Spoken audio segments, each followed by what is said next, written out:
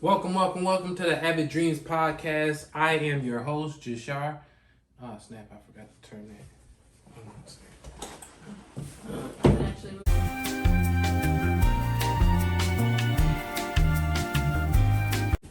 Welcome to the Avid Dreams Podcast. I am your boy, JASHAR. This is my co-host, Chanel. How are you doing? I'm tired. I'm really tired. Tired? Yeah. Really tired? Why? You know why I'm tired. They don't know why you're tired. Why are we matching? Well, we went to a Y2K party. It was a Y2K birthday skate party that we didn't wind up skating at because I don't know how to skate. I wasn't trying to break my booty or anything like that, so I was just like, I'm gonna just be like cool fly on the wall, you know what I'm saying? Having a good time, just chilling. But yeah, we just got back from that and we was like, you know what? Let's get into this episode. Your week been good, Chanel? Yeah, it's been straight. Straight? I don't have anything I want to discuss. For sure. It's straight. First things first, Shang-Chi review. We just saw that 2 days ago. Really, really amazing movie. How'd you feel about it? It was great. The CGI was amazing. Storyline was good. The fight scenes were worth it, worth the money. It wasn't even space. We didn't spend that much. We got sofa scenes, so we were like dumb close to the screen. Mm-hmm. But other than that, it was an amazing film. I would give it a straight up 9.5 out of 10. The visuals were amazing. I saw a couple Pokemon. I won't lie to you. Ninetales was in there. Moltres. You'll see them. But and then that big lion. I'm sorry, this is a spoiler too. But like this big Mondo lion in there. Those look dope. But yeah, the storyline was dope. I think it we've been kind of concerned about Phase 4, and it's really kicked it off in a good way. That's what's up. Or like kept the momentum with Loki. I'll say that. Okay. A great origin movie. Okay. Amazing origin movie. Oh, all right. How do you feel? Well, I was saying that basically like what happened with Black Panther and how they put like all the unique culture into there, with the black people and all that. I thought that was super dope, and it felt like they did the exact same thing, for the Asian culture with this one. And I was just like, costumes was looking dope. The story was great. Simu Lee, or is it Simu Lu? Mm-hmm. Simu Lu? I think so. My man's great job. He did an amazing job in this movie. And I wish I could watch it again. Like, on our living room TV, because you got like this nice screen in there. And then actually be able to see it a little better.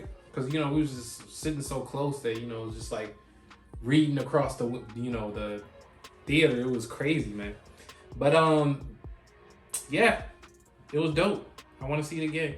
I wish I think it's supposed to be coming to Disney Plus on November or something like that. Mm-hmm. So I'm looking forward to that. For sure. Mm-hmm. Another thing that I wanted to talk about was the CLB album. That boy just dropped. I think it's projected to do about 700,000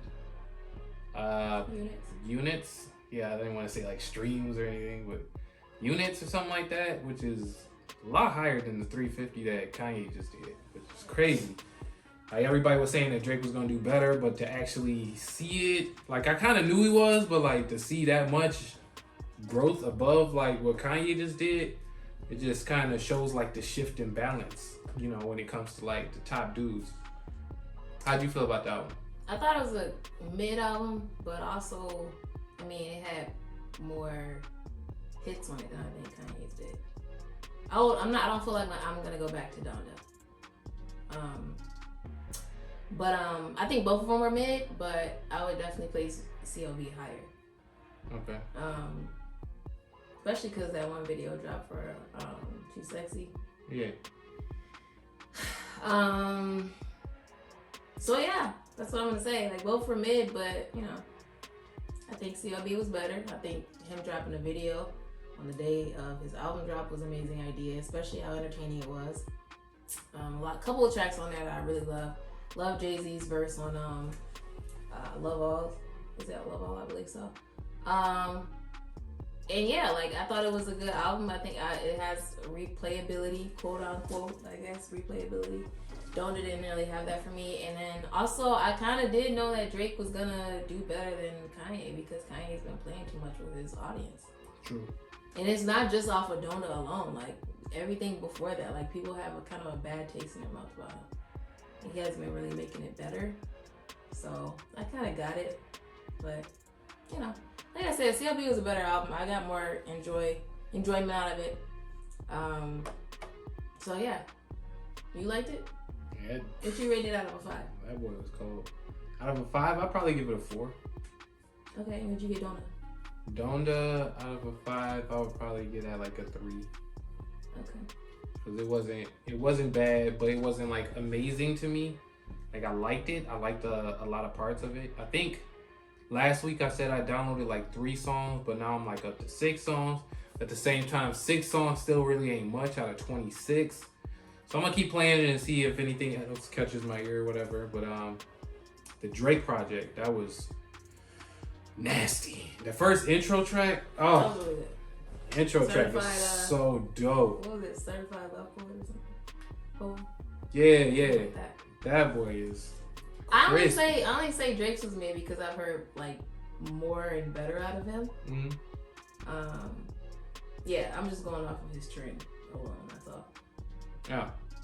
No, I didn't think it was like a shitty album or anything. I just thought it was mid compared to what I'm used to out of Drake. So. Oh, okay. That's all. But I think I definitely would recommend that album though to somebody. Yeah, Fair Trade is like my favorite song right now. What is it? TSU. I really like that one. And it's the track that he did with Thames. That's got that dope island vibe to it. But it was more relatability on this album, I feel like. Like, it was a couple of times I was just like, okay, yeah, exactly. I know exactly what you're talking about. I went through this, da-da-da. Yeah. I feel like a lot of people felt that. And I can tell a lot of people felt that because I've been seeing people's statuses and stuff, so. And everybody shouting it out. He had a lot of IG captions in his album, too. Yeah, he did. So that's a good look. He must have had like at least 10 off of Fair Trade alone. Facts. Yep. That boy is cold. I agree. Dope album. Somebody else just came out promoting their album. Lil Nas X just put out a promotional photo of him with a pregnant belly, and it's got the internet in a frenzy. They going wild, talking all this smack. How am I supposed to tell my kids that a man is pregnant and this and that? Boozy came out, I'm pretty sure. I feel like he's just up at like 5:30 in the morning, just like, what is Lil Nas X gonna do this time? It's like he always ready to say something about it. There's a lot of people was kind of against it though. How you feel about it? Do you feel like you was against it? No, I think that kid has a very strong staying power. He stays in the press and keeps surprising his audience. I think that's a good look. Yeah. But yeah, I totally support Lil Nas X. I think he's doing an amazing job. I think he's challenging. I think he's challenging the public like he should be. That's what's up. Especially considering the LGBTQ community. Mm. I think it's a good look. Yeah. Plus, I like the idea of it because he was saying he was pregnant with the album that's about to drop. I feel like somebody did that before, but it wasn't a man. I don't think. Yeah. Yeah. So that was super dope. He's been posting like pictures of like baby clothes, saying "OMG, you guys are too much." I'm like, this dude is hilarious. I respect that. I respect it too. Like it seemed like he just got like a lot of great ideas when it comes to like putting out a new project or putting out a new song or something like that. Yeah.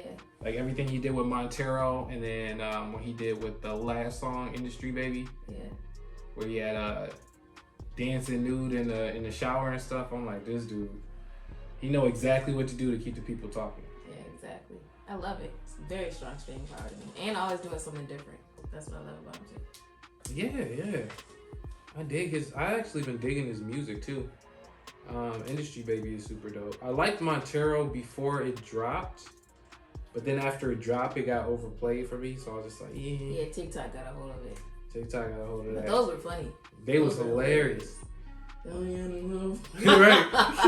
I was cracking up with that. That boy loved it. That was dope. It was a crazy concept. Yeah. I remember watching it, like scrunched it up my face and whatnot. Like I don't, but you know, you got everybody talking about it. Mm-hmm. Dude is the king of that. Mm-hmm. There was just something that was seated in this group that I'm in. It's like the Sex Love Alchemy group that I'm in. and somebody had posted something saying that if the sex isn't good with your partner, what do you do? Do you stay or are you out? I don't mean to push like premature sex, but why would it be good and then you get in a relationship? Or why would you wait till after you're in a relationship to do it? I'm a big believer in testing the waters. Okay. Before I like lock down something. So what if you didn't test the waters and then you locked it down? Then I don't like. What would you do? Are you in or you out? I feel like I'll eventually be out. Yeah. Because obviously you can, your partner has to learn your body. And if he's not catching on after so many times, or he's not willing to catch on after so many times, or if you caught in a situation where he doesn't like wearing protection and you guys aren't married yet or anything like that, I'm not with that. Mm-hmm. But yeah, like I feel like you can train, like you guys can train each other how to make it better. But if after a while just nothing's taking, and I went through this before. I was dating a guy before, and we would go out, and you know how you get that little excitement that you guys are gonna. Yeah. Y'all both were looking good that night. It was good energy, and then you on the way home, and you like, it's gonna, something's about to pop off. Like what you trying to get into? Right, but you don't have that excitement because you know it's gonna be trash. I had that before, and so, it's just not fun. Like you on the way home, and you like, she's about to ask you some sex. Like I don't want to. Like it's eventually I'm out. Right. How do you feel? I might have to say I'm out. I mean, my love language isn't like getting gifts or anything. So it's like, there's not like enough you can provide to me outside of that. Because that's a very important aspect, wow, to like, a relationship. Very important. Because without it, it's like a friendship. Yeah, it's just, you guys are just platonic friends if that's the deal. So it's like, it's an important part of being like in a relationship. And it's kind of a big reason if a lot of people get in relationships these days. I don't think you should be like having sex like rabbits before you guys get in a relationship. I just think,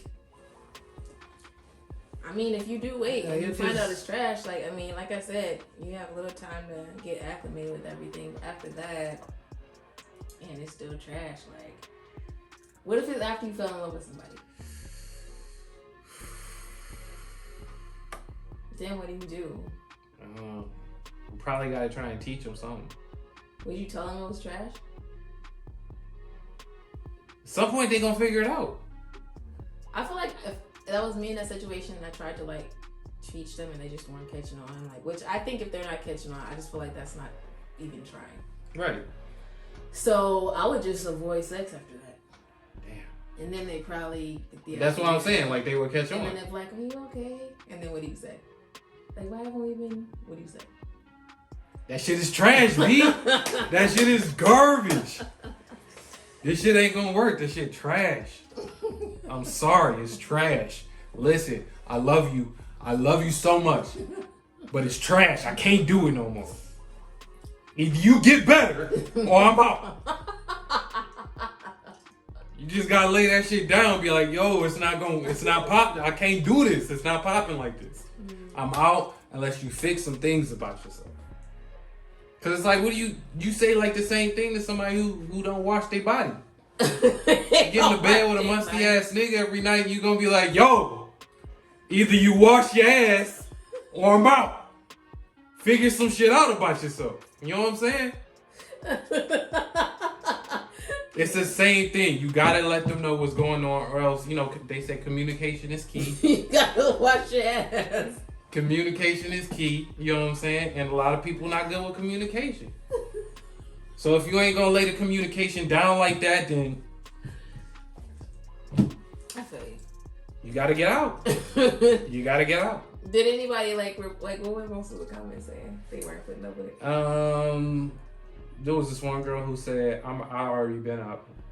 She was like, after the first time I've been out. I was like, wow. I was like, one time.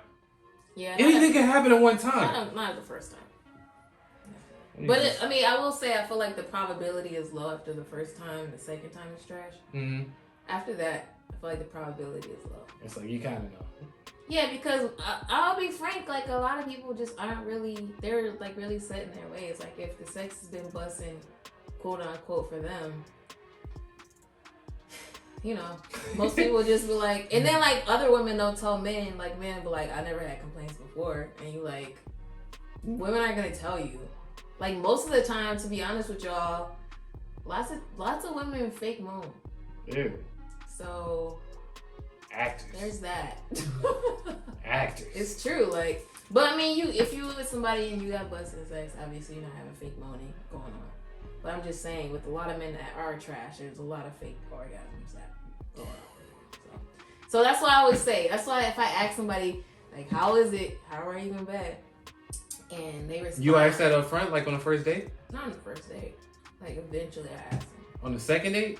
I don't know. I asked them at some point. I'm just wondering, like, what this timeline is. You ask them before it happens. I don't ask them on the first date because I'm not initially attracted to the guy on the first date. Usually, it takes me after the first date to get attracted to them. Because the first date is usually like this facade they're putting up. Yeah. And the second date, you're a little bit more comfortable because you have talking between the first and second date. Yeah. So you're a little bit more familiar. And the second date, and like you relax, and I can actually like see your personality. Then I'll be attracted to you. But maybe second and after, I'll ask. But if they say, like, I haven't got any complaints before, I'm like, that's not good. Because from my experience, I'm going to say that, I'm going to lay it on the table. From my experience, when you're usually good at it, people are very vocal about if you're good at it or not. Like, if you're good at it, not or not. They're very vocal if you're good at it. Mm-hmm. Like, men and women. Really? Yeah, if you don't hear anything, I mean, that means it's like mid or like... Wait, women are vocal about something like that too? I've never seen this before. I've never actually had anybody ask me, like, if I was good, like, beforehand. No, I've gotten comments from men, but like I said, like, I've just known people to be vocal usually about that. If they had a really good time, or like after they were like, oh my goodness, or they're just laying there, like... like the pulse. The dead fish? Yeah, like go to sleep. Not even going to sleep, just laying there like... Wow. What? You learn something new every day. Wow. Yeah. Wow. But yeah, at the end of the day, like, if it's trash like that, I'm out. Yeah. I'm Eventually. Cause I'm not a cheater or anything. Like, it's not like I'm gonna just, yeah, all right, this trash, so let me go over old girl, you know, kick it with her. Mm-hmm. It's like I'm not a cheater like that, so it's just over. Mm-hmm. It's over. You can't figure that shit out. Right. I got a business. How's everything going in your dating life? These guys have just been like FaceTiming me to talk, mm-hmm. and I haven't they just been FaceTiming. I don't like FaceTiming. One dude had an issue with me. He said he doesn't like that I have selective communication. Selective communication? What does that mean? That FaceTiming is off the table.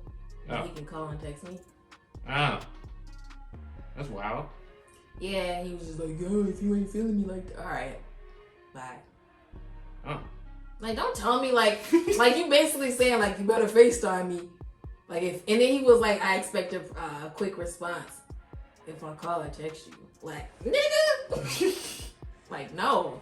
I'm sorry. Wow. How's somebody so bold to say something like that? I don't know, man. That's what I'm talking about. Like, people, like, dating is trash. But, like, this other guy, I told him I like FaceTiming. He was like, okay, then I have to text or call you to communicate with you. But, like, don't tell me to like FaceTime just because that's how you want to communicate. Right. Like, no. Because that's already giving me red flags.